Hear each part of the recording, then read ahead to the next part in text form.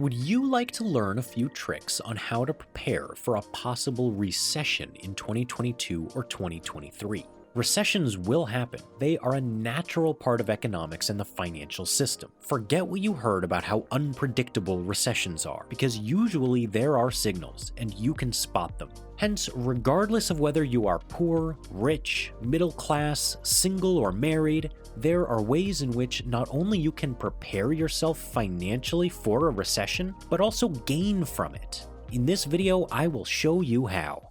Welcome to World Econ News, your daily dose of economics and finance. If you are interested in topics influencing the world economies and global financial flows, this is the place for you. Watch till the end if you want to get the latest answers, and don't forget to subscribe, like, and hit the notification button to get the latest updates. Let's go! Recessions will happen because economies are cyclical, meaning they go through periods of expansion and growth, as well as periods of decline, known as recessions, which can be mild and short or harsh and long. Let's start by defining what a recession is. A recession is when the economic growth, or GDP, is negative for a few consecutive months. However, sometimes the economic growth can be in the positive and a recession can still occur. Usually, this happens when the economic growth for several consecutive months stays below 1% and is coupled with high inflation, rising unemployment, and other crises such as supply-demand problems, raw material shortages, depreciated currency, markets uncertainty, bubble bursts, out-of-control national debt, and consecutive downtrends in the stock markets. Imagine you're unprepared when suddenly, bang, a recession manifests into reality out of nowhere, and you find yourself unemployed, harassed by debt collectors, getting nasty letters from the bank, bills piling up in the mailbox, the fridge empty. Yeah, I know it sounds terrible, but guess what? You've stumbled upon this video. Alright, the first thing to do is to keep an eye on the signals combo of GDP, inflation, and unemployment. This would only take a few minutes of your time a week. Twice a week should suffice. If the GDP rate gets too close to or below zero, the annual inflation rate rises above 3%, and the unemployment rate hits more than 7% for 3 weeks in a row, then ignore everything the analysts are saying and commence implementing the following plan. Of course, I do have to tell you here that you also have to watch out for keywords such as bubble burst, because if a major one happened and you acted upon it accordingly and right away, you could avoid serious shocks later on. Step 1. Always have a budget and stick to it.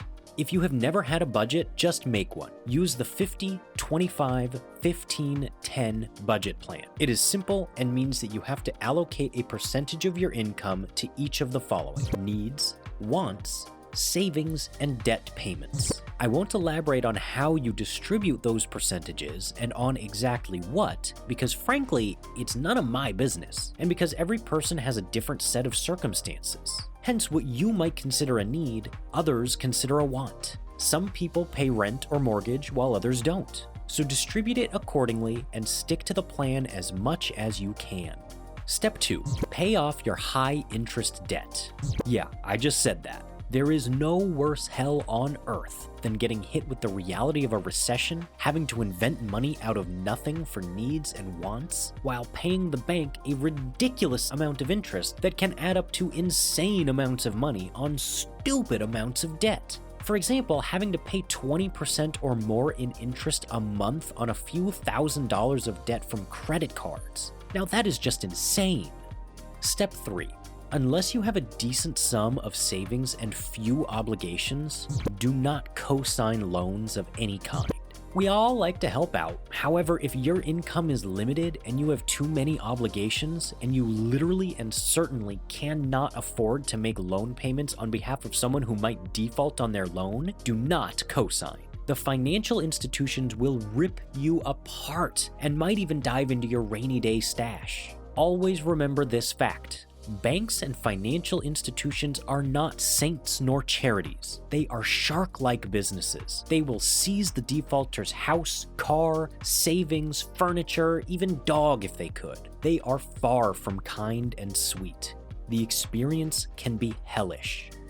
Step 4. Increase and protect your savings. I'll use an example to explain this one. Let's say your income is $3,000 per month. Do not think of it nor plan your budget based on this number. Instead, think of it as only $2,700 a month and get accustomed to this fact. Why? Because you will add $300 to your savings every month, no matter what. Most people struggle with this one, which is normal. Such behavior requires plenty of discipline. Step 5. Have a side hustle. Side hustles must not dig into your savings or drown you in debts that you cannot afford to repay comfortably and with certainty in 1 year max.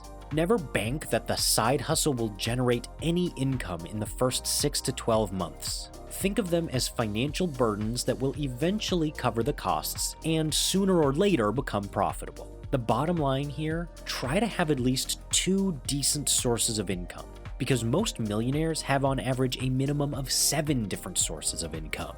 Step 6. Keep your skills up to date and add new skills. A recession can mean pink slips. So let's say you are an expert administrator or accountant. This means that when you're job hunting, your choices are limited. However, let's say you are a smart cookie and have been practicing and learning something else on the side, and might even have gotten a second diploma. For example, you are an accountant but also able to do administration work, and have been upgrading your skills during your free time in both fields. This will increase your chances of getting a good job fast. Step 7. Consider a recession-proof job. Let's say a recession began to hit, and since you are a smart cookie, you saw the signs and stayed ahead. You may not lose your job right away. However, let's say you have a family and many obligations and cannot afford to stay at your employer's mercy. So what do? You stay in your job while applying for recession-proof jobs. Recession-proof jobs include any permanent, full or part-time jobs as an employee in the government, municipality, state government, university, college, military, hospital, etc. Who knows, you might become Officer Joe or Nurse Jane. Step 8. Keep your credit score high. This should be an easy one. Never borrow more than you absolutely must, and always make your payments on time.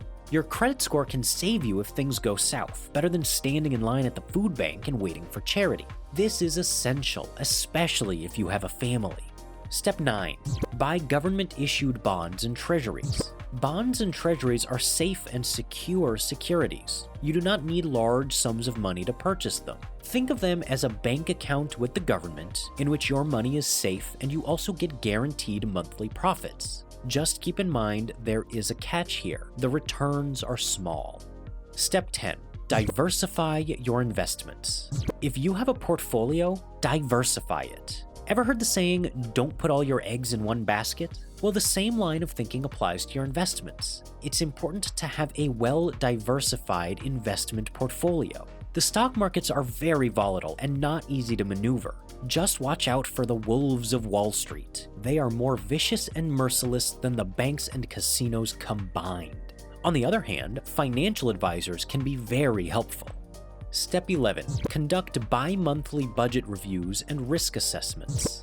Every 2 to 3 months, check and double-check your spending habits, savings level, debts, portfolio status, and budget strategy. Try to locate weaknesses, bad standings, and risks, then resolve issues accordingly. The devil is always in the details.